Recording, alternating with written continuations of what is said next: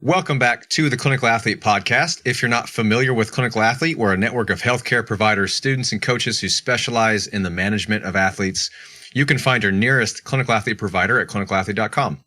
We also have a forum where we discuss and share ideas and resources related to sports med, athlete rehab, and performance.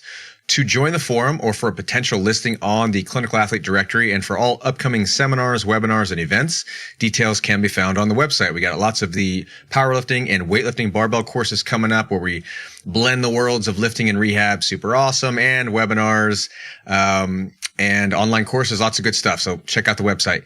This podcast can also be found on our website along with YouTube, iTunes, Google Play, Spotify, Stitcher, and iHeartRadio. And reviews are always appreciated. My name is Quinn Hennick. I'm a doctor of physical therapy in Orange County, California at Clinical Athlete Newport. I'm joined by Jared Maynard, who is the Clinical Athlete Continuing Education Director and Coordinator and a physiotherapist at King Physiotherapy and Foot Clinic in Ontario, Canada. He is a certified strength and conditioning specialist and runs an online powerlifting coaching company and is a competitive powerlifter himself. What's up, Jared? Not much, man. This question is relevant to the conversation. What do you think of Star Wars? Me, personally? Yeah, you personally. I don't think I could care any less than I do. Well, we're off to a terrible Star start. Wars. Oh, boy.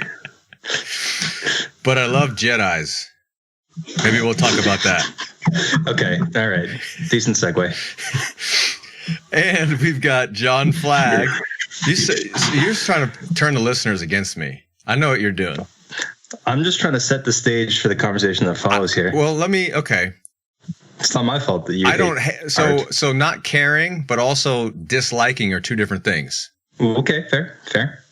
Right? You just don't, you don't care about art? I'm open to change. I'm open to change. All right.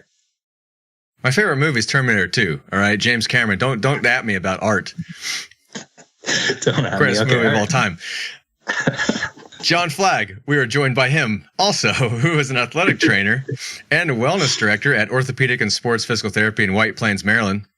He is the powerlifting, weightlifting, and strongman coach at 301 Strong, also in White Plains, and the owner of Rebuild Stronger, an online coaching platform for strength athletes.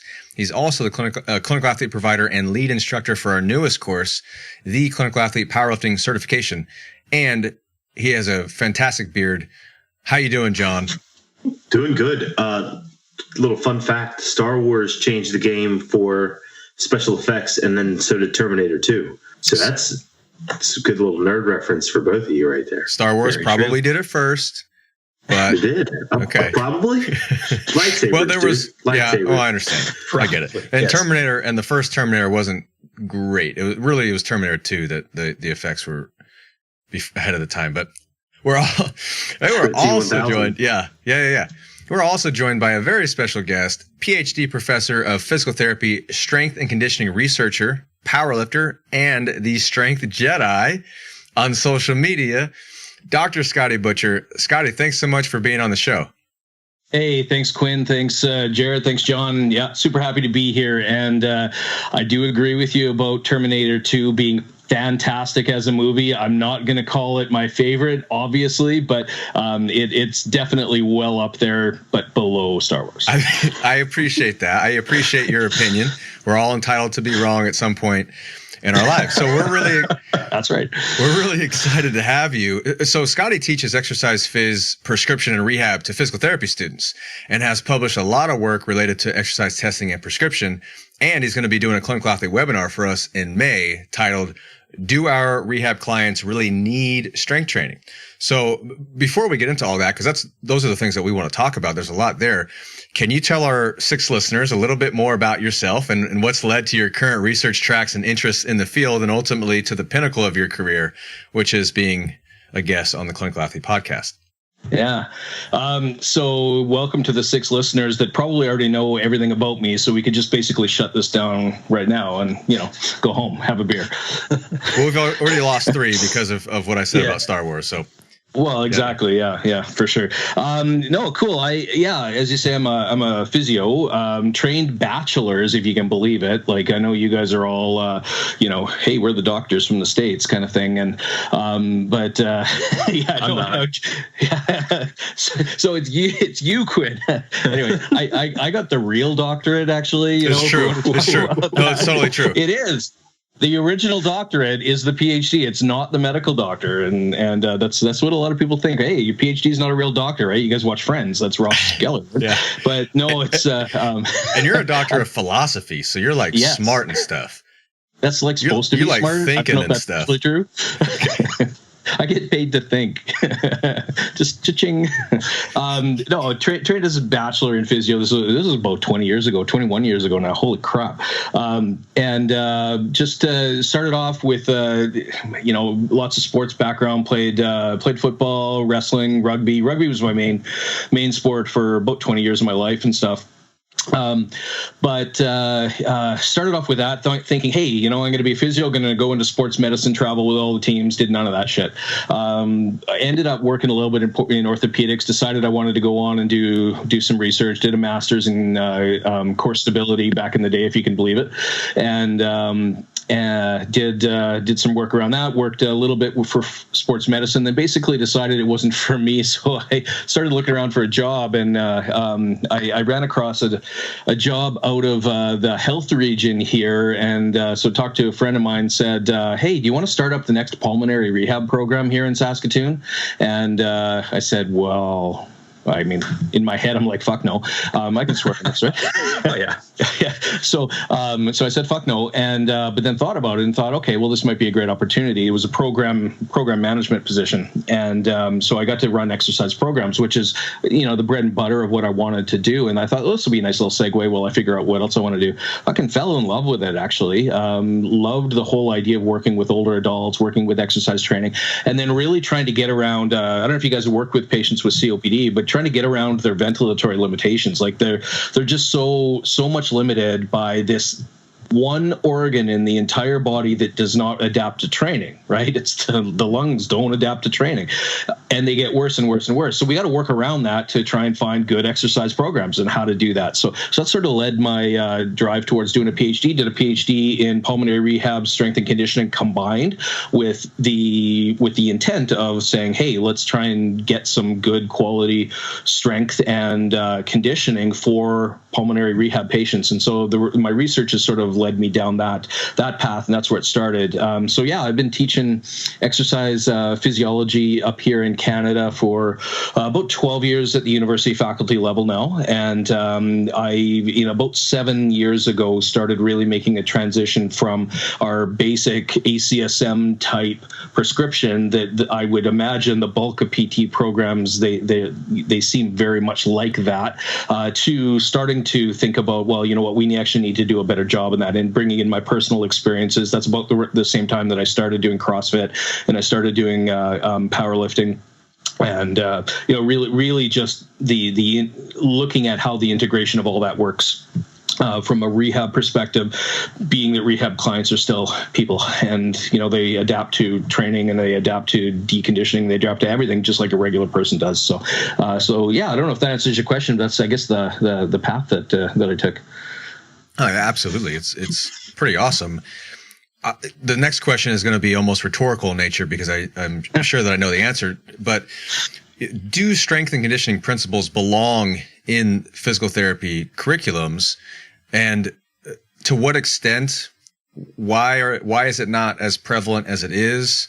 And what are some things in your experience doing it that we can, that some of these other programs can kind of take and learn from?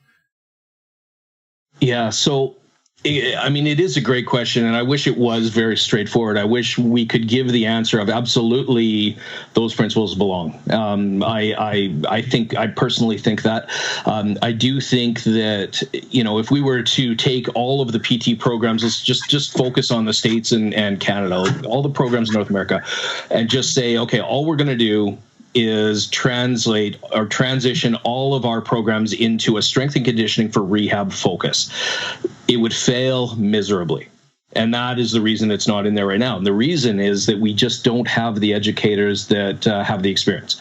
And honestly, that's why it isn't in there. So does it belong? Absolutely, without question, because as I said before, the principles behind strength and conditioning are no different than the principles of training anyone, right? I mean, I know the S&C world is typically dominated by the athletic model. I know that, you get your CSCS, you study through the NSCA, you do all of that stuff. It's very, very athletic focused. And I know they're trying to shift away from that. And I know that there's special populations certifications now and things like that. But I think and this really speaks to the title and why I'm going to give a webinar on, do we really need to treat or train our regular population like athletes? Do we really need strength training? Is that, the short answer is yes, but we're talking about people that are at very, very different stages of their life. So if you were to even take a bunch of people with the CSCS and tell them they're going to train people, that would be train our physical therapy students, that would be an upscale from where we are now in many situations, but it certainly wouldn't be enough. I don't think that it goes into enough detail on the ins and outs of what we would need to do at the very basic level and translate that up to the higher level of training for anyone. Right. So we talk about there being a gap between rehab and performance. And I know there's lots of opinions of whether it should be there, whether it shouldn't be there, whether it's a continuum, whether it's like two different things, or you pass it off to the athletic trainers or the strength coaches or whatever once you're done with the rehab. There's tons of different opinions out there. But the reality is that when you're dealing with someone in pain or someone that's injured or someone with a chronic disease, there are significant medical issues that you do need to take that step back and regress really far back in many situations. The CSCS guys, just speaking as a general group, they're not trained to do that through a CSCS. PTs are trained to deal at that small level, but not in most situations trained to take it to the next level. And then the strength coaches are at the far end. So what I would love to see, and what we've been doing up here, is really having that progression and thinking about how do you actually put that progression together from the very basics of I have a medical need in front of me, a physical therapy or rehab related need in front of me, but I also have a person whose physiology adapts very similarly to an athlete. So how do I take that person from step one all the way to, hey, I can actually function in society without pain or with optimal function, with optimal mobility, whatever it happens to be for the person. That takes, I think, a very unique perspective in order to be able to do that. So to answer your question, I think that if the educators can get that, if the physical therapy educators can have the experience to know how to train, to use the strength and conditioning principles and tie it in, then I think it could be massively successful. And I do think it's needed, because I do think we're, in many situations, I would say rehab and physical therapy can be, in some situations, the laughing stock of training. And when you see some of the Mickey Mouse stuff that's out there, the silly BS stuff that's out there that, you hear the starting strength guys and the barbell medicine guys go on quite a bit about the silly BS. There's a good reason that label is on there, to be honest, because it's Mickey Mouse stuff, it's silly BS stuff that doesn't actually relate to training principles. So short answer, it needs to be there, but God, we got to get the educated people in there that have the experience training. Really, that's the thing. How do you get them in there? Good question. I don't know. I mean, I kind of went at it like I look at my situation. I had that as a background. I went and did a PhD in a completely different area, but still related to it, and then said, hey, we're doing a shitty job of training our physical therapists to do that, and morph to the curriculum. I don't know. I mean, are there hundreds of me around? No, there's not. I'm not saying it has to be me. I'm not saying that, I'm up on my pedestal saying it's the only model or that I'm the be all and end all. I've made tons of mistakes over time. But do you get PhDs that have the experience? Do you get physios that develop the experience? Do you I don't know the short answer to it, but the short answer to anybody trying to teach someone how to teach and coach exercises, you got to do it yourself, right? So how do we get our physical therapy professors that are ingrained in whatever life they're ingrained in to say, hey, why don't you come out to our powerlifting gym or our Oli gym or our, our strength gym or our CrossFit gym or whatever. I mean, not most of them aren't going to do it, right? So I don't know. I don't think it's a quick fix. But the good news is that there's people out there that are doing the good work. Like I look at all the stuff that you guys are putting out through Clinical Athlete, the seminars that you guys are doing in weightlifting and powerlifting, and I look at all of the different programs that are starting to morph and say, you know what, we're starting to recognize that this is a need, and they're starting to say, hey, we actually have to do something about that. That's where the change starts, right? The change starts from the people on the ground floor doing better work and saying to the educators, look, guys, we need to do a better job of being competitive in the rehab and training market because we're not cutting it. So if you can't do it, if you're the instructor and you can't do it, you bring somebody else in that can do it, right? And then you work together to figure out a good system, right?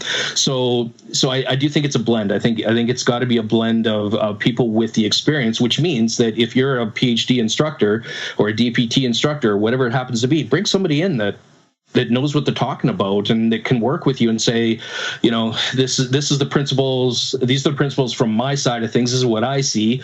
Take where you want to go with it and try and find a way to mesh that together and use those principles to go forward. And honestly, that was the best learning experience that I've ever had, has been working with a strength coach. I mean, I didn't learn this stuff all by myself. I learned it by having a coach who coached me, who taught me how to move, how to actually train, taught me the programming, taught me the techniques. Like, that's what you need. You need that experience behind it. And often it doesn't come from the DPT or MPT curriculum. It comes from the people outside of that say, hey, I want to help. Let's do a better job of it. And then as the students get more and more trained and get better into it, they become the clinical instructors that then teach the students coming through, and then it'll build. Like I do see a change over the last 5 years or so. There's been a huge change in, I think, the interest in strength and conditioning principles in rehab and the experience that students coming through the programs have had. I mean, I don't know how it is for you guys in terms of your experiences, but if I were 5 years ago to ask the number of students coming into the program if they've ever deadlifted, we'd be lucky to have one hand out of, say, 40 or 50 go up. Nowadays, it's almost half. So I do see a change happening. So again, is that the short answer? Is that the easy answer? I don't think there is one. But ultimately, we got to, I mean, as you guys know, you can't talk about squats and deadlifts and things like that if you don't do squats and deadlifts and things like that. Just to chime in terms of my experience, I think when I was going through school, I mean, I can't speak from the perspective of a professor who would see multiple cohorts going through over the span of a number of years, but at least in my cohort in school, most of us had or were pretty active, and most of us probably had squatted or deadlifted and bench pressed in some way, shape, or form at some point and kind of knew what it was. And then as a clinical instructor, working with the university nearest to me, I've noticed that there does seem to be a bit of a shift. Now, we've talked about this before, where I at least am sampling from a bit of a biased pool in terms of people who I tend to follow and tend to follow me. We're probably sharing some similar philosophies and maybe have some similar backgrounds. And also it ends up being the case where students who have sought out my placement, pardon me, especially after a few students in that cohort had been with me, had kind of put the word out and sort of self-selected or self-organized into other people who would probably mesh pretty well with having a focus on strength and conditioning or exercise physiology principles. But I do think overall, like you said, that there is a shift happening for the better, and people are becoming more familiar, or at least recognizing the need to become more familiar with that too, which I think is awesome. Scott, go ahead, John. Scott, I wanted to kind of lob you a softball here when it comes to this subject. What do you do, or what do you say when students or other clinicians or even patients you work with express concern about your activity? Because I get a lot where, aren't you afraid to hurt yourself lifting? And obviously we know different, but what's your typical take on that? How do you address that? Yeah. So first of all, I've never been able to hit a softball. I can hit a hard ball like anything, but you throw me a softball, like it's ridiculous. It's almost comical. Like I'll sit in the batting cage with the frickin' softballs and miss and miss and miss and miss. Anyway, whatever. I'm going to try not to miss this one. How about a hockey puck? You're from Canada. I'll throw you a hockey puck. Do you throw hockey pucks down there? Maybe. I'll slide you one. Throw me a rugby ball. There you go. Oh, there you go. I don't know what I'm talking about. All right. So I'll catch the rugby ball. All right. So shit happens. I mean, we said that right at the very beginning when we started talking before the podcast. Honestly, shit happens. I mean, that's not the answer. You can't go to the detractors and the people that have been in the industry forever and have their ways and say, well, shit happens. You get hurt. I mean, you get hurt no matter what you do, right? And I love the quote from Brett Contreras, right? That's like, you think lifting weights is dangerous, try being weak. That's see how dangerous that is, or something like that. Definitely butchered that quote, but you get the point. Is that like the one of the challenges that I find, and this is the dilemma, is it's very hard to academically know what strength training does. You can say, oh, it improves this and this and this and this, improves mood, improves function, improves your strength, improves your mobility, improves your flexibility, improves your endurance, all these things. And it's very difficult to take the textbook academic version of that and say, well, that doesn't really tell me why that's better than me going for a run every day and that's all I do, right? Because I feel better going, well, not me, I mean, but this is the answer they give is, I feel better going for a run. I feel great going for a run. I'm healthy. I don't have a lot of problems. And you can't tell me that I'm not going to be able to get off my chair 20 years from now because I'm out there running, right? And it's such a hard thing to get people to really understand from an academic perspective. I mean, you can throw the research at them and they say, that's not me. Don't worry about it. It's not my clients. I'm doing a great job for my clients. So, I mean, the short answer, I think, is that you have to get out and experience it. So the more we get people experiencing what training actually is and what it feels like and what it can do for you, right? The resilience and the robustness. And this is sort of an area that I'm just starting to break into from a research perspective, is looking at the concepts around both physical and psychological resilience that comes from training. And I mean, I know I'm speaking to the choir here, as Jared said. I mean, we're kind of in our own echo chamber, right? Of doing preaching what we're preaching, but it makes such a huge difference, in terms of how you feel and how you can go through life and how you cope with things that happen in life. Being stronger and more capable with good quality strength and conditioning. What do I actually say? I mean, all those things are all well and good, but ultimately, when you've got someone in front of you, you can't just tell them to do it because they're not going to go do it, right? They're going to do what they're going to do. All I can do then is say, well, you know what? There are lots of ways that you can train. There's lots of ways that you can exercise, and ultimately, moving and doing something is better than sitting on the couch doing nothing. And we all know that that's true, but ultimately, in the end, if you do start pointing to some of the research that says, look, if you do good quality strength training and you compare that with good quality aerobic type training, let's say that's the general comparison that we're making, these are the advantages, and this is what you get by doing strength and conditioning over doing, say, basic aerobic training. And I would do that comparison with small muscle mass training versus large muscle mass training, although the research isn't as clear there. It's not and there hasn't been enough done to really say there's an advantage from a true research perspective of compound lifting and conditioning over isolation type lifts and that if that's all you're going to do. But it's to say that we think they're more effective. You focus on technique and you focus on gradual progressions so that you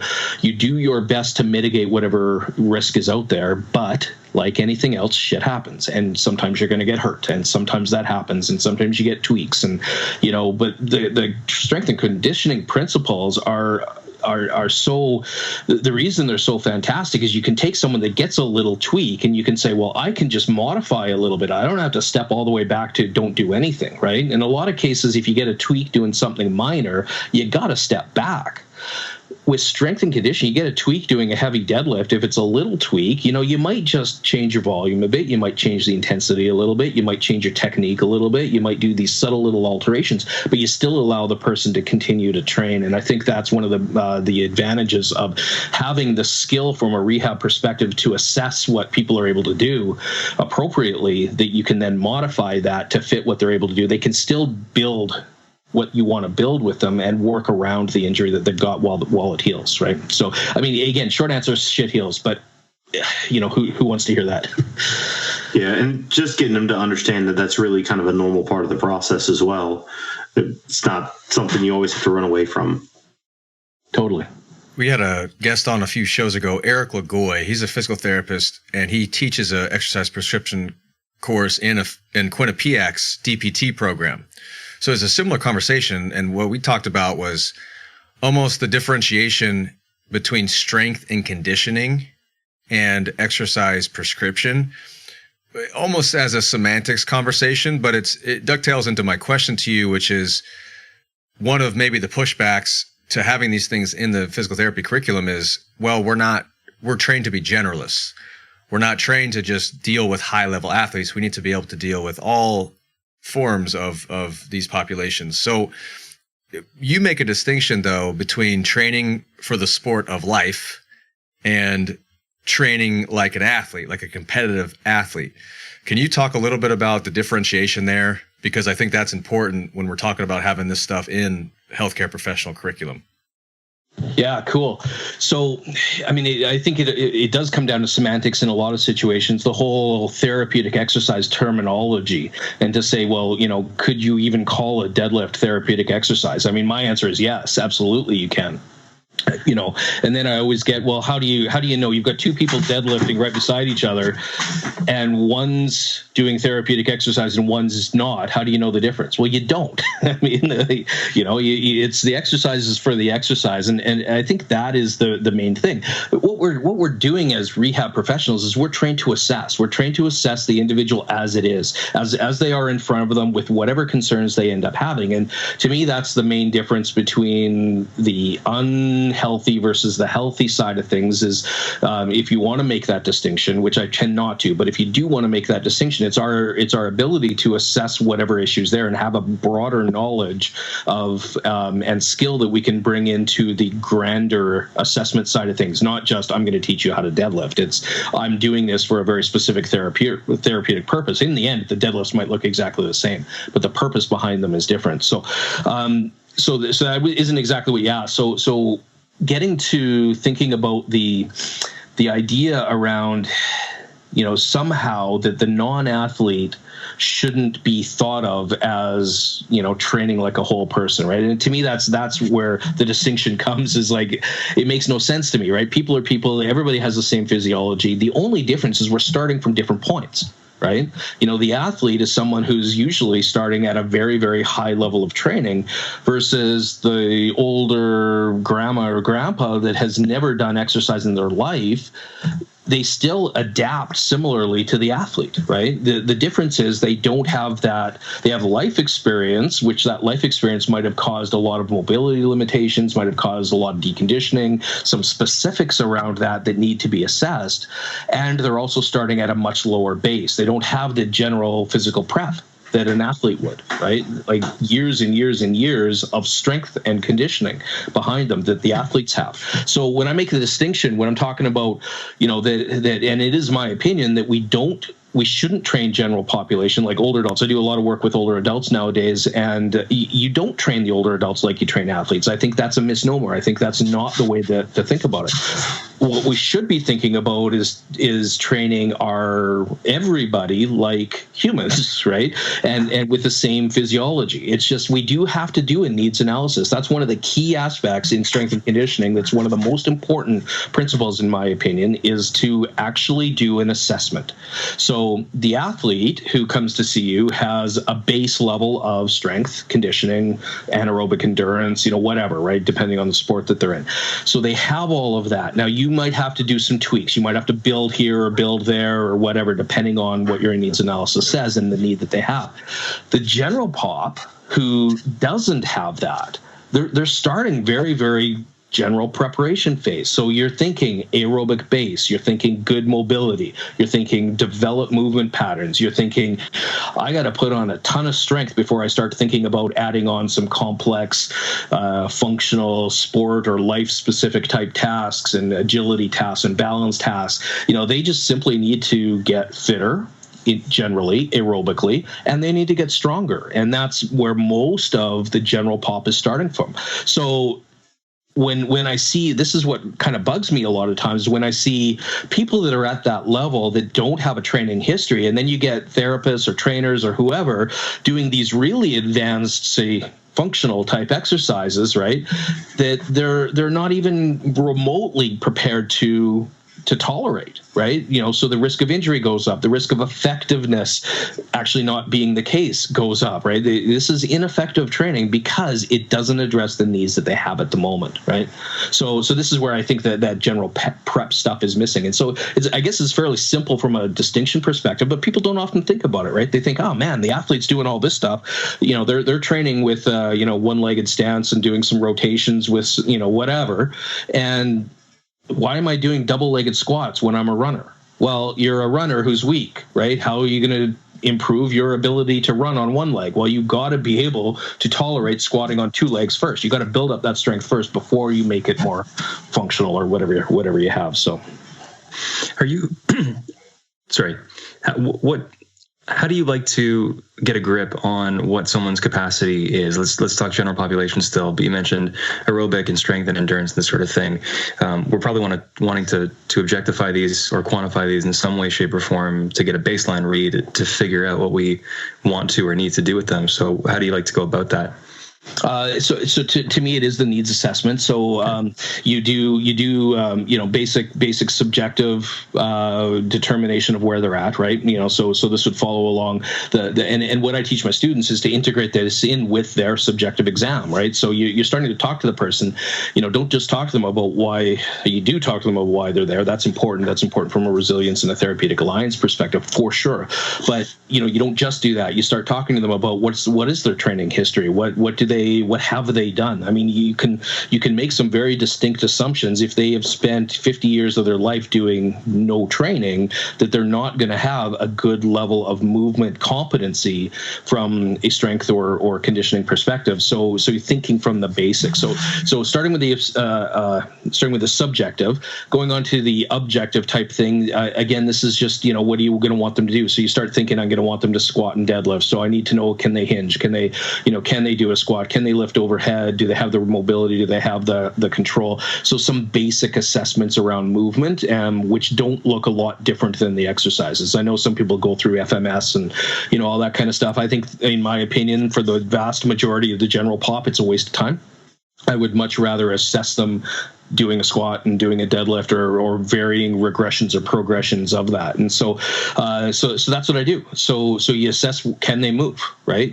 Can they hinge when you ask them to hinge? It doesn't mean they have to do it day in, day out, but can they do it when you want them to? Do they know how to do a deep squat? What's their mobility like? And then from there, so once you look at technique, if you think that you've developed enough technique, then it's, well, what can they handle with repetition? So trying to develop consistency with that technique. Once they've got consistency, then can they handle loads and that? So for me, the assessment is the training process, right? It's not like I do something very different than what I would do from a general athlete. It's you assess them where they're at, and as part of the process of getting them into a training program. And that would be true of the anaerobic side of things, aerobic side of things as well. Yeah. So just put that back at you, the subjective, or as you say, it starts with a good subjective, because you're listening or thinking critically about what they're telling you, and then what that tells you about what their training background looks like, whether they're from a formal or whether they have a formal training background or not. I imagine you're also probably looking to hear about what they care about, what their goals are, because from those two things, that's going to tell you what you want them to do as part of that initial assessment, but also from session to session. And then from the subjective and what they care about, and from what you've observed, then you're figuring out what do you need to work on, and then drawing from your understanding of exercise physiology or strength and conditioning principles, that's how you're figuring out the nuts and bolts of how you're going to do that. Is that right? I would say so. I think the sort of the step forward from that is that, in the end, I always talk squats and deadlifts and presses and things like that, like most of us do in this echo chamber we're in. And it's ultimately, am I going to try and design some functional deadlift that gets at their exact need?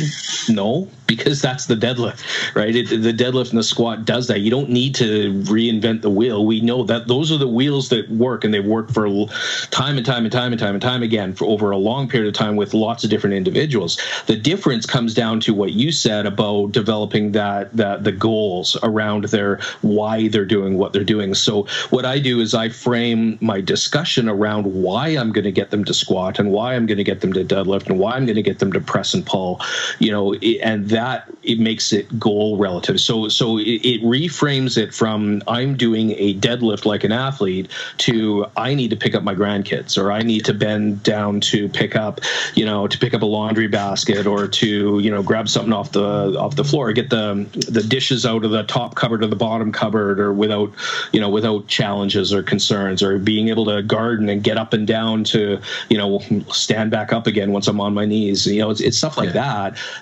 we know. It's the methodology becomes squats and deadlifts and presses and pulls and variations and so on, but you don't tell them that. You say, okay, I'm going to train you to develop your ability and your capacity to lift your grandkids, or to lift your laundry basket, or to whatever the goal that they come at you is. And that's where that therapeutic alliance, as we know, is incredibly important, because we know, and I love the I think it was just a couple days ago from the point of recording this that you guys had posted online about understanding about the compliance, right? Mm-hmm. It's like I can't remember the context of the article, but it's like those that do it improve, and those that don't do it, well, they're not going to improve, right? Because they don't do it. So developing the ability to ensure adherence and ensuring compliance or the alliance around developing that relationship that they're going to trust what you're telling them to do, and then having them actually follow through and doing it is the most important aspect of it. But I'm still going to get people to squat and deadlift. Right. Yeah, you're building that buy-in, or facilitating that buy-in. And then also, if by clearly outlining how what you're going to be doing leads the person to what they care about doing, it probably gives you an out in case that person is particularly averse to doing exercise or to doing a squat or a deadlift. If they've had a bad experience or been told those things are bad, you don't have to call them a squat or deadlift. You could just say, let's just practice picking up this laundry basket that happens to have some stuff in it. Totally. Well, and the other thing too, because we keep talking about some of the primary lifts, but with this is subjective information that you get from the patient, this is pretty scalable stuff. If their main goal is to be able to get out of bed without assistance, typically, at least from what I'm picking up and what I typically do, is let me see your strategy for getting out of bed. Let's see how that looks and see how we can address it, which transfers over to that alliance, and it spills into, Scotty stole my example that was bouncing around in my head, but I get so many people that come in and they want to just be able to pick up and play with their grandkids. And that's a deadlift. Whether it's elevated, it depends on how tall the kid is.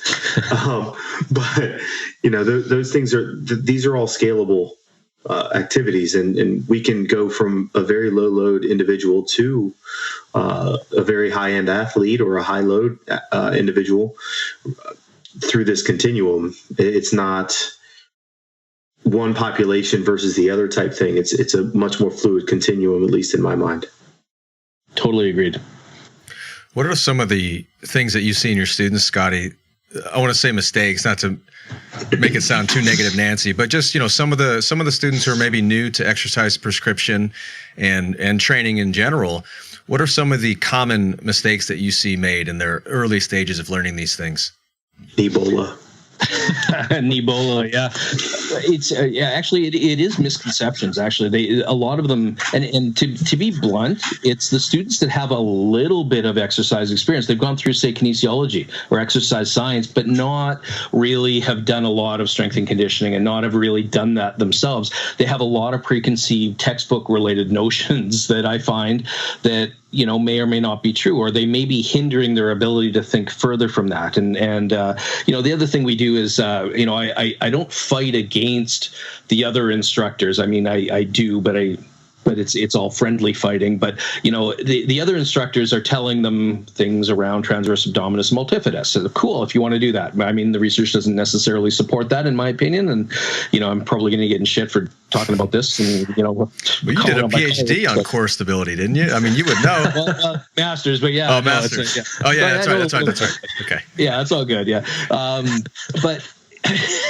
Actually, back in the day, we were talking TA and then multifidus. Like, that was the thing from 12 years ago, right? Mm-hmm. But no, they come in with some preconceived notions and some preconceived experiences where they've had physio instructors or other instructors talk to them about movement analysis and assessment, and oh yeah, look at that scapula. It's not quite as even. It looks like it's a little bit off, and it's not quite moving as much, right? And so one of the things is they get just so focused on the analysis side of things, and it gets so specific that you forget about this whole person in front of you, right? And I would say that's one of the biggest things is being able to say to someone that has a little bit of rotation at their hips when they're going to bend and do a squat, to say, you know what, that's probably okay. They don't have pain. There's no inherent problems. It might just be a normal anatomical variation. Just let them do it and see what happens as they start training. And usually stuff like that, if it's going to improve, will improve. And if it doesn't, it probably wasn't meant to in the first place, right? So, I think that's one of the things is getting caught in paralysis by analysis and trying to break out of that. So that would be one thing.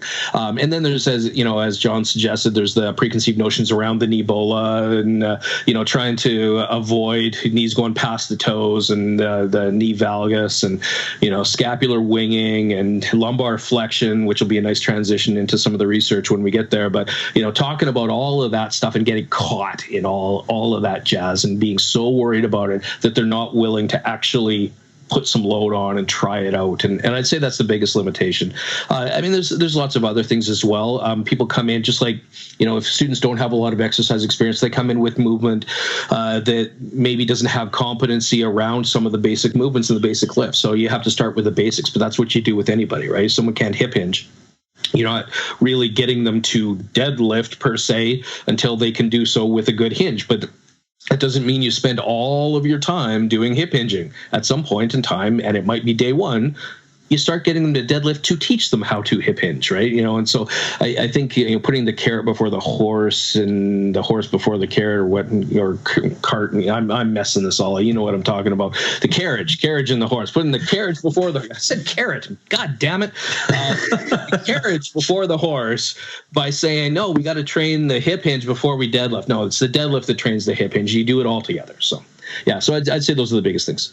Do you think some of that comes from, especially students when they're learning, they think they're in school, so they should be getting all the answers. And there's so much uncertainty with some of the stuff that we're talking about that it's very difficult to kind of cope with that when you feel like you should be getting solid, definitive answer. Oh, yeah. Students want recipe books, right? They want to know, if I see this, then I do that. And that means they're going to do this, and that'll translate over to this, and that means that. And it just, you're right. It doesn't happen that way. But that's, to me, that's the nature of any novice in any situation, right? Is that you just don't have a roadmap even to think about following. You don't know what the roadmap even looks like, let alone to be able to follow it appropriately, right?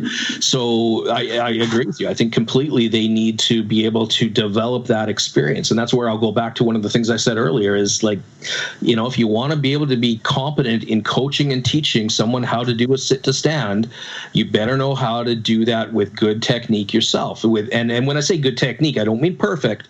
I mean with the process that's appropriate for the person to be able to get the best performance out of that person at that time, not to prevent injuries, none of that shit. It's to enhance performance of their ability to get off the fucking toilet.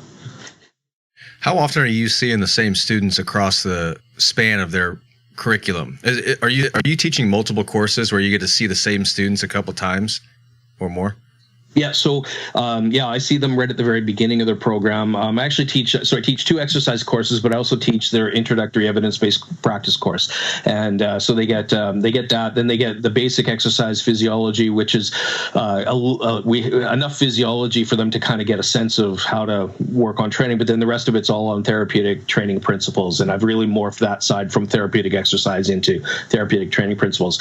But then I have the advantage of seeing them about 8 months later year after they've done 3 or 4 clinical placements plus a few other content courses. And I do an advanced exercise phys course, or a prescription course, which is taking the basic foundations of, basic techniques around squats and deadlifts and such, and the regressions and progressions, and putting them into clinical situations and clinical cases. And so short answer is, yeah, I get to see them a couple times. Are these electives? No, these are they have to have them. That's awesome. So I go back to the episode that we did with Eric Lagoy, and he only gets them once. It's an elective, and it's in their 3rd year, with the advantage of what you're talking about, which is what I think would be, maybe the gold, quote unquote, gold standard if we're going to have this type of thing in the curriculum, is you get them early, and then you've got a few different touch points throughout the curriculum. So you can just keep nudging, and then you see these transitions over the course of their entire, PT student career, where you get a chance to, you can be patient with them at first. You don't have to, feel the pressure to flip their world upside down, and really, you got time. I think that's really awesome. Cool. You talk about being the idea of being patient. I actually was I used to be a lot more patient with, let's try and nudge them towards this.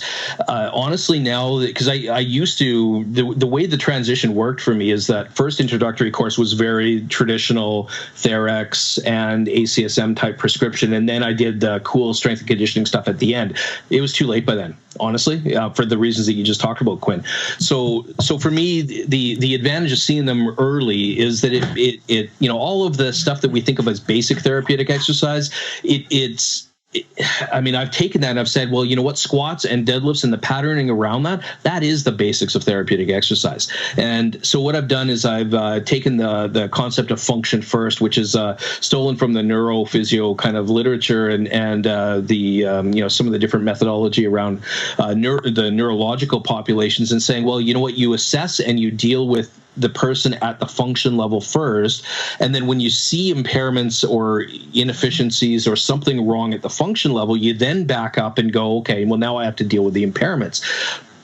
Traditional therapeutic exercise is asked backwards. It's done exactly the opposite of that. It said, okay, well, we have to identify the impairments and then hope that somehow once we fix those impairments, that's going to translate to better function in the long run. It's the wrong way. It's not the way you do it in strength and conditioning. It's not the way you do it in many situations. But for some reason, we think therapeutic exercise has got to go that way. So what I do is I teach them day one. They learn how to squat and deadlift and press and pull, and then they learn how to assess those so that they can identify the faults that may relate to different functional impairments, and then limitations at the impairment and the isolated level. And so then you can work on both at the same time. And so I always call it the two-pronged method, or the top-down, bottom-up method, where the function first is always your top-down. You have something you can train.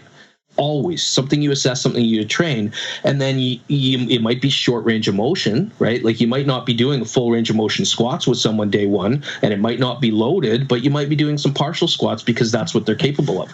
But then if they've got some knee issues that you want to, try and fix their knee bola, then you do that as well at the same time, right? And then eventually, as their knee range of motion and control improves, their mobility improves, their strength improves, eventually the squats get deeper, they get stronger, the pain or whatever's the problem, at the isolated level gets better.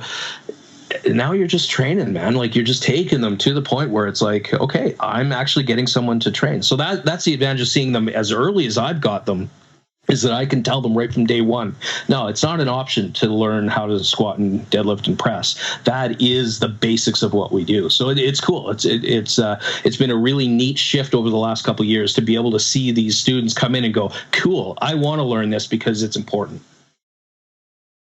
Speaking of how to lift, you've been doing some work with your grad students on mechanics, and kinematics and kinetics through the lumbar spine and these types of things during lifting movements like the deadlift. And I've got a paper in front of me here, the title, The Effect of Setup Position on EMG Amplitude, Lumbar Spine Kinetics, and Total Force Output During Maximal Isometric Conventional Stance Deadlifts. And we talked a little bit before we started recording the show. Corey Eddington is the lead author, and he's a grad student. Yeah, and you're on the master student. Yep. Master student, and you're on that author list as well. Yep. Can you talk a little bit about this work that you guys are doing and how you're integrating that into your teachings? Yeah, it's cool. So, I mean, we've known for a few years that, no matter when you start putting heavy loads in squats and deadlifts, that no matter what you try to do, you can't keep whatever neutral is, right? Like, in defining neutral is a whole another bag that we're not going to talk about, that I don't want to talk about now, but, that you can't. You go into flexion. That's just the nature of bending forward with some load, is that your body goes into flexion even when you don't want it to, or you're trying not to let it go into flexion. So what we wanted to do is we wanted to look at, well, what about these situations where you do have differences in the setup position that might relate to differences in their actual positioning, so maybe result in a little bit more lumbar flexion, or maybe they reach the end of their hip range of motion into flexion and they have to compensate by doing a little bit of lumbar flexion, so kind of thinking the butt wink concept, things like that. And what does that actually do, and does that matter? What does it do to the lumbar spine mechanics from a kinetics and a kinematics perspective? So for those that aren't familiar, the kinematics is more the movement and what happens around the movement, and what does it look like, and what degrees of change there are, whereas the kinetics are much more around, like, what are the joint reaction forces, what's the compression, what's the shear forces, the overall torque. And so we wanted to look at the common coaching related issues around, well, do you allow these things or not? And so we picked some very common setup points and standard points. And so the article that you talked about, Quinn, was our initial pilot work. And what we wanted to do with that one was say, okay, well, let's take the deadlift in people that were experienced deadlifting, and these were both weightlifters and powerlifters, and we'd get them to set up their deadlift in more of a powerlifting stance where the bar is closer to the shin, right, like around navicular kind of idea, and in conventional stance, or more like a weightlifter where you might have a little bit more knee flexion, the bar's a little further forward, and it might be closer to the toes, or somewhere in that range. And so the subtle little differences in the bar position, as you guys know, can make a huge difference up the chain. So if you have the bar further forward, your shins can come forward a little bit more, which means more knee flexion, which means less hip flexion potentially, and you can keep a relatively straighter lumbar spine, versus the more powerlifting deadlift where the bar is a little further back, closer to the shins. The shins can't go tip over as much. You don't get as much knee flexion. You need more hip flexion, which could, if you're near the end of your hip flexion, start causing a little bit more flexion at the lumbar spine, right, just from a setup perspective. And so what we wanted to do is we wanted to just assess that at the setup position and look at, is there a difference in the EMG? Is there a difference in the shear and compressive forces? And the kinematics of, do we actually see differences in flexion? And so with this initial study, we chose to do an isometric pull from each of those positions, which there's some limitations with that for sure. But we just wanted to look at that setup position and get things going. And basically what we found is, yes, the powerlifting deadlift, or the deadlift where the bar is a little closer, it resulted in more lumbar flexion compared with the more weightlifting standard position where you don't have as much lumbar flexion, but we did match the external loads. So the external loads were 80% of their max deadlift in whichever position that they felt most comfortable. So we matched the loads, and the joint reaction forces were almost identical, as you'd expect, because most of the lumbar joint reaction force comes to the external load rather than the internal load of shear and compression. So it's only about 20% of the overall load that happens at the lumbar spine that's because of the internal forces at the spine. The rest of it's all due to the external weight, right? So sorry, other way around. 20% is the external, 80% is the internal. So with the 80% being internal to the joint, you would expect to see, if there were going to be differences at the lumbar spine, with a little bits of change in flexion, we might see differences in the shear and compressive forces. We actually didn't. So what we found is that the moments at the lumbar spine were almost identical, and the contribution of shear and compressive forces were almost identical, even with differences in flexion. So this kind of gets away from the idea that if you go into more flexion, you have the potential for more shear force, which that's Stu McGill's work from about 20 years ago. that showed that if you go into full flexion, where you actually get the flexion relaxation phenomenon happening, like beyond 66% of the full flexion, and then you just get them to go into full flexion and then start lifting without actually generating some extensor moment, then yeah, there's a shit ton of shear force that happens with that compared with neutral. But little changes in the context of actually we're trying to maintain position. We're not just relaxing into flexion. We're still telling them to hold their spine in extension, right? The fact that they do go into flexion is irrelevant. The point is that they're trying to hold themselves in extension, and that's cool. They're generating that extensor moment. And so I think that's why there's no difference and why we're seeing no differences there. So that pilot study basically said that, cool, we give them the same instructions. These are experienced powerlifters and weightlifters. They know how to control their spinal position, and you put them in these different positions and it makes no difference whatsoever on the shear and compressive forces. So then what we wanted to do is, okay, well, of course we got to check the whole lift now. We got to see how that impacts the entire lift. And so we did that, same two positions for the deadlift and set up and did full lifts. And then we went and did squats and did both high bar and low bar positioning for the squats, which again would have some similar concepts, right? The high bar squat would have people a little bit more upright, less hip flexion, more knee flexion, right? Similar to the weightlifting style deadlift, right? And then the low bar squat, with the more powerlifting style squat, squat would be much more along the lines of a more hip flexion, less knee flexion, and the potential for more rounding and potentially more butt wink or whatever you want to call it. Same exact findings in that study as what we found in the isometric pull study. At 80% of their max lift, what we ended up finding is, again, shear compressive forces were absolutely identical, even though there were significant changes in the amount of flexion that happened at the lumbar spine. The cool thing about that research is that we weren't seeing these massive spines blowing out of the back of people's skins degree of compression and shear forces. They were relatively moderate compression shear forces, but we were getting flexion. We measured the total amount of degrees of lumbar range of motion. We were getting flexion upwards of 70 to 80% of max flexion in these experienced lifters at 80% of their max, and they were fine, right? So this sort of blows away the idea of saying like, oh yeah, you got to keep neutral where you're right at that perfect position. Now you can go into full flexion as long as, in my opinion, you have that extensor moment, right? So we still had lots of lumbar EMG just firing hard and, maintaining that positioning, but the degree of flexion really didn't matter. Which is, to me, that's one of the coolest things about this research is it's basically going against the idea of all the coaches out there like, butt wink, don't let that happen, right? It's so misunderstood, right? You are going to go into flexion. Just don't fall into flexion, right? Like, just don't let yourself clump, right? I think that's where the injury risk comes. But anyway, the way we were doing it, we weren't seeing any differences. Well, and that kind of falls into the thought process of each individual lifter having their own optimal, and training being a process that you have to be prepared for these things. And that goes as the training program being one of our most modifiable factors. Oh, totally. And, to get at what Quinn was asking is like, how does that impact my teaching? I can say to my students, like, you assess the person that's in front of you based on what they can do. If they have some flexion, don't worry about it. Can they control it, right? Can they actually go into more flexion and then know how to come back out, right? That to me is important.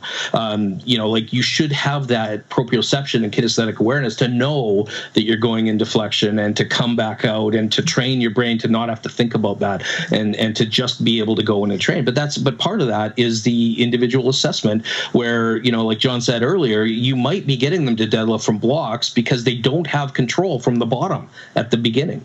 Right. And you might be deadlifting them heavy from blocks, but then you might be doing some control work from the bottom, right? Top down, bottom up kind of concept. So there's tons of different options that you have, but you can't be so scared of thinking, oh my God, they're not in the exact perfect position that I want them in.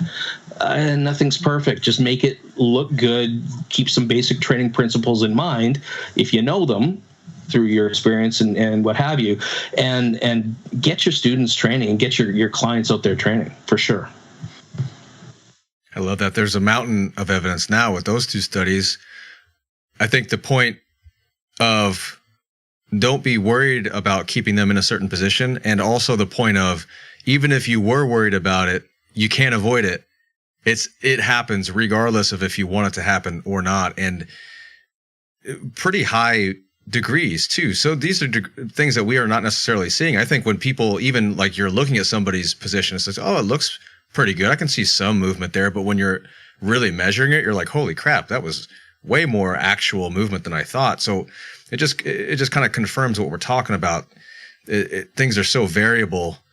You know, it really comes down to, like John said, is preparation, and this idea of, like, Scott Morrison will always say sloptimal, and satisficing. The students at first being unsure or uncomfortable with uncertainty, I think, is hopefully a quality that can start to be drilled into them, as being okay with uncertainty as this type of information is put to them, which is why research can really, really help in this. And then even with the pilot study, where are you guys going to go from here with that stuff? Yeah.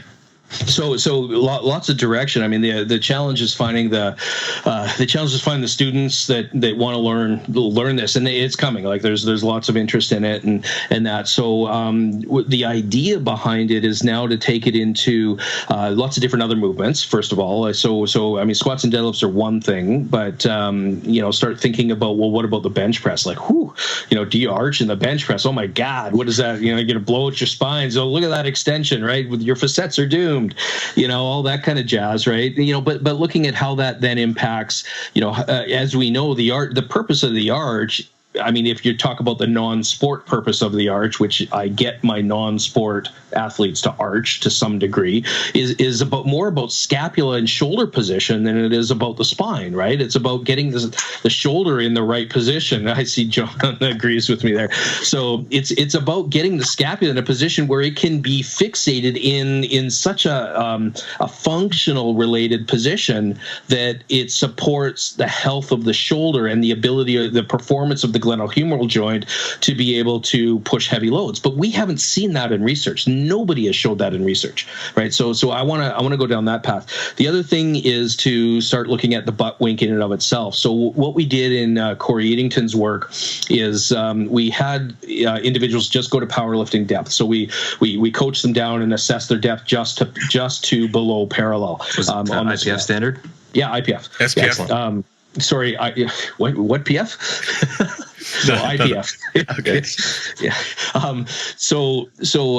IPF standard. And then, but what we wanted to do is we wanted to say, okay, well, let's actually take them further than that, because not everybody is going to see a visible butt wink at IPF depth, right? But you get people to drop to the floor and everybody's going to see something that you would call a visible butt wink, right? So we don't know about that extreme yet. So we don't know like what happens. So we looked at some subtle changes. What happens when you see these massive visual changes at the bottom, which I don't think we're going to see anything different. But again, that hasn't been assessed. We haven't looked at the shear and compressive forces at the bottom of a full squat under load, relatively heavy load, and allowing them to have this tail tuck under and see what that all does. And the other thing is the theories behind the butt wink are very very varied out there. I mean, it used to be all the hamstrings called the butt wink, which we know is completely bogus.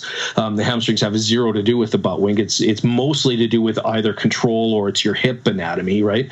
So the theory, of course, is that when you go to squat, you squat down, your hips go into enough flexion that they've reached the end range of their anatomical range of flexion, and the only way you can drop your butt lower is by tilting the pelvis backwards and having lumbar flexion. That's the theory. But some of our evidence that we saw in Corey's study in these highly trained individuals that supposedly know how to control their spine is that they were actually getting lumbar flexion prior to the end point, right? It was actually progressive throughout the entire eccentric portion of the squat.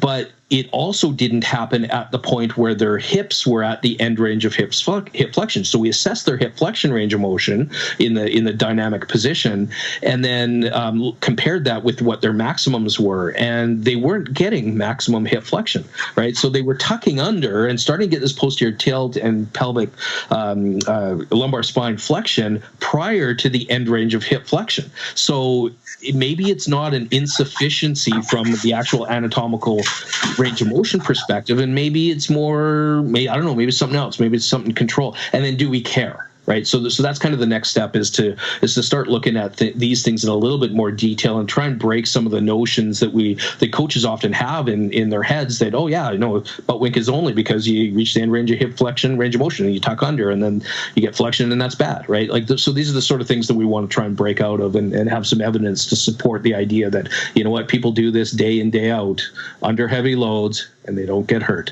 It's not inherent that this is a dangerous thing. And we want to just have some evidence to start supporting that. So I guess that's next couple steps. Now, I want to head off all the haters in the comments. You're not saying that technique does not matter. That is not at all what I said. But the small minutia that people focus on is probably not as big of a deal as they make it out to be. Correct. I would say that's absolutely correct.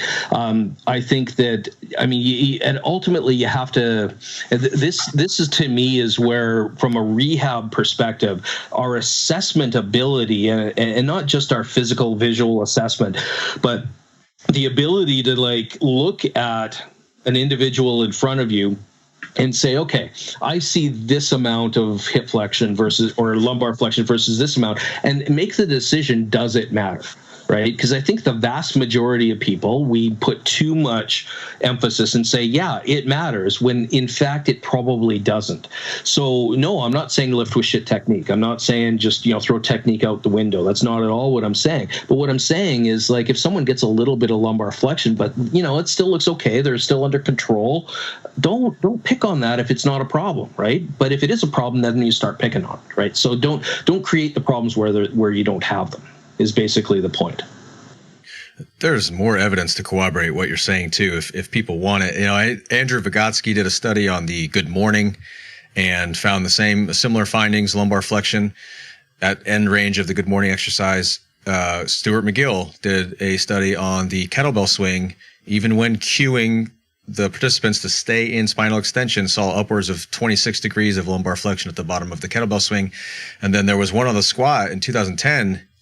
While you're talking, I pulled this up. It's McKean. McKean is the lead author, and they found lumbar flexion after the participant unracked the bar with 50% of the 1 rep max. Just walking the bar out of the rack, their lumbar spine went into flexion automatically before they even started squatting. So they're just, more of what you're talking about. I usually, with the question of how much is too much, because it's a question that's really hard to answer, that doesn't matter. I usually spin it from a performance perspective. If their spinal position is such that they're not leveraged to perform the task, then we'll change something. But the injury risk conversation gets real muddy because people get hurt. We talk about preparation all the time. People get hurt in a myriad of positions, but they also don't get hurt in a myriad of positions. And there's a whole lot more factors when it comes to that stuff. I like to keep it simple and say, if it's affecting your performance, then let's intervene. But usually that takes care of the biomechanical mechanism of injury to a large extent anyway. So you kind of, you get it on both ends there.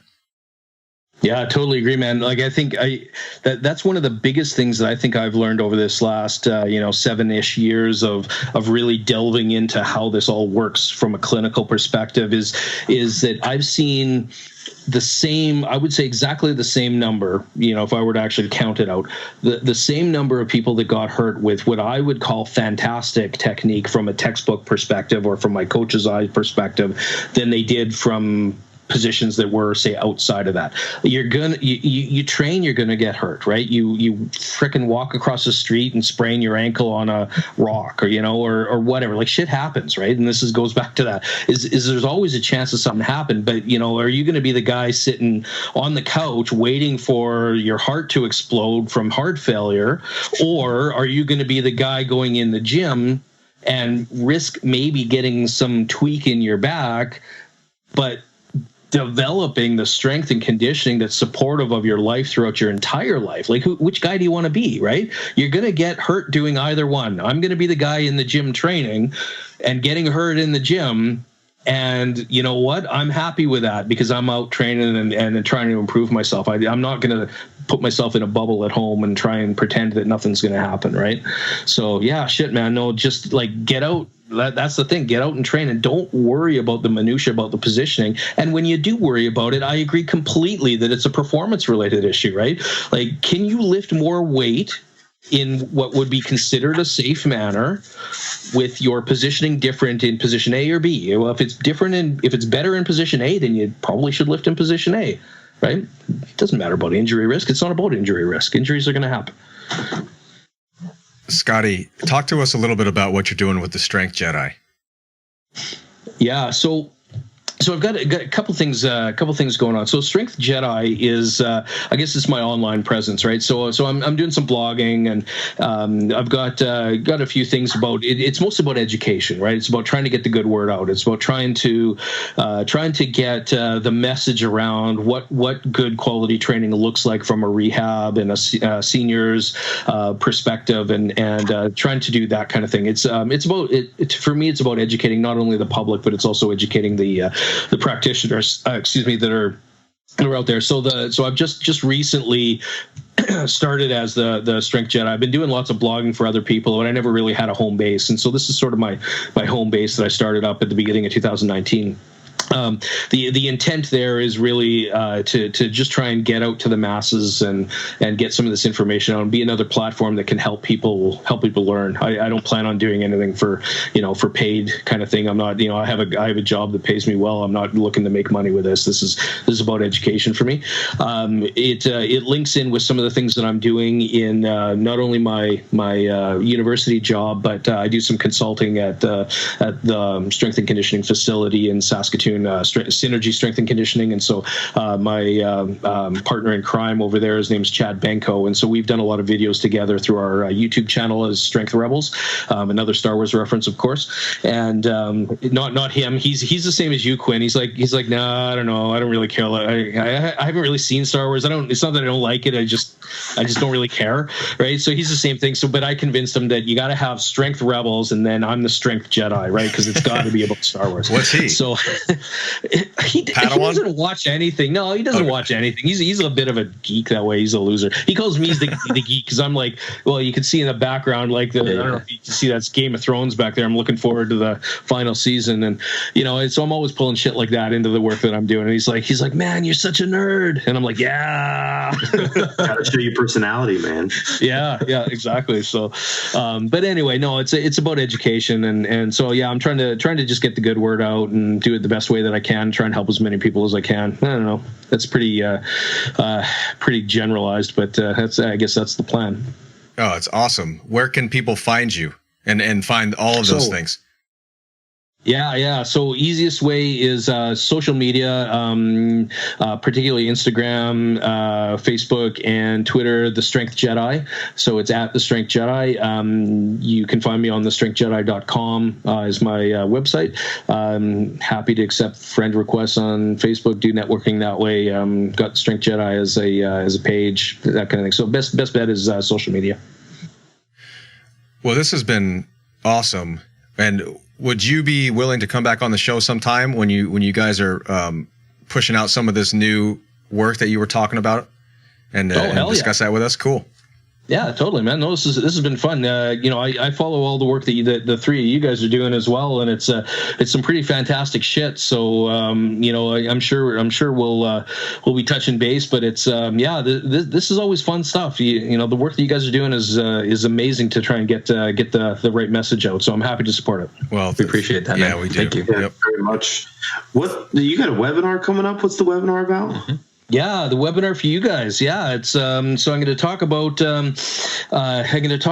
what is the need, or is there a need to strength train all of our clients in rehab? And that isn't the exact title, but that's the intent.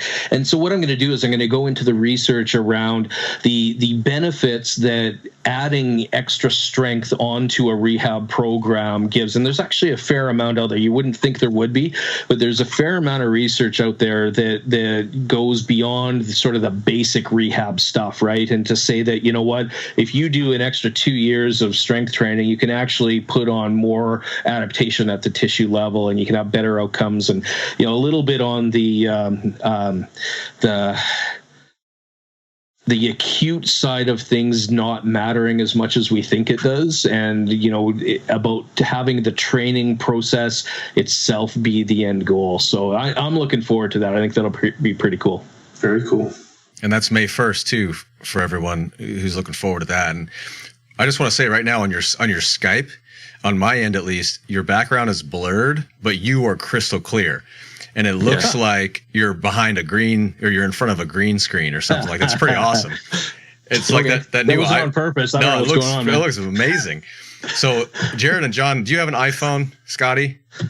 Yeah. Yeah, of course you do. Because Jared and John don't. But in the iPhone, one of the portrait mode in the camera where the background fades and it's just you, like crystal clear. That's exactly what you look like right now. It's pretty cool. So John and Jared, here's your kind of glimpse at what having an iPhone would be like.